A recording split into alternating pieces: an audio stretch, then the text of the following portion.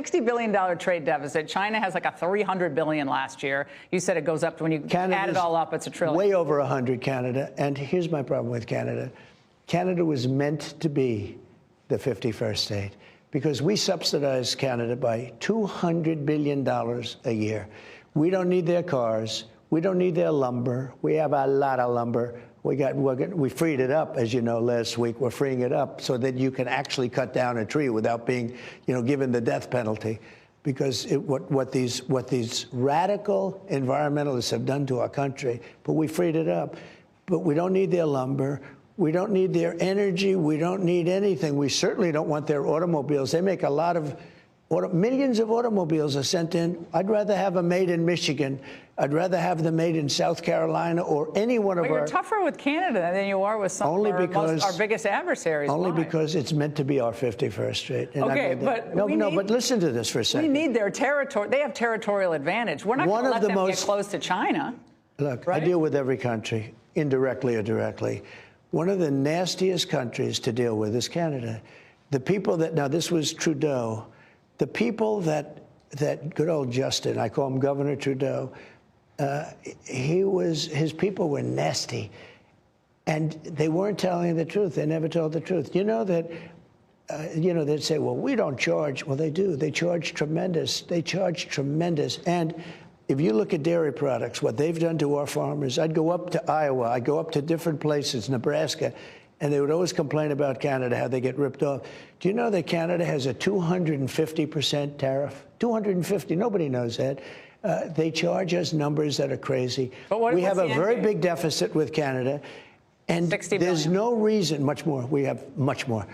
Just so you understand, we subsidize Canada. And I like Canada. I love Canada. I love Wayne now Gretzky. The Liberal guys, I love his wife. The Liberal Party is going to win now in the next election, most likely.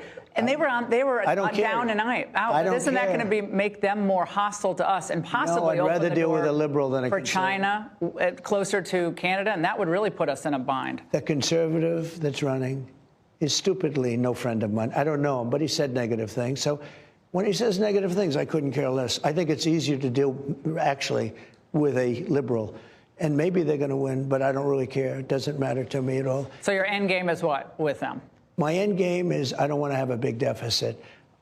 I don't want to see the United States of America, and you say 60 and I say 200, but it doesn't matter. I don't want us to pay 60 or $200 billion to a country that if they were a state, think of this, it would be our biggest, most beautiful, it would be great. This state, it would be cherished. We'd take care of it. The people would pay half what they're paying right now. Canada pays very little for defense. They think we're going to defend them. We protect them. What? We protect them. We protect them. We protect them. Do you know in NATO they pay less than anybody else? In everything else, they go, we're in the process of buying 48 icebreakers. All of a sudden I see Canada's involved where they're going to get a piece of them. I say, what are they paying? And so I got tired of it. Here's the story. I had one of the most successful economies. I had the most successful economy in the history of our country in my first 4 years. We did a great job. Largest tax cuts ever, largest everything. We had right to try where people were able to use drugs. Stupidly, for many years, they weren't able to use, the far-reaching drugs because they weren't approved yet. Somebody's terminally ill, they couldn't do it. With me, they can do it. We did so many things. We rebuilt our military. Canada doesn't pay for military. They don't give any, they give us nothing. And they are the worst people to negotiate with of everybody. They had with USMCA. You finally got them around the edge on that, though. I got them there. And USMCA is good, but they cheat. An agreement's good, but they cheat. And Mexico cheats also. But China cheated on your 2019. Can I tell you what?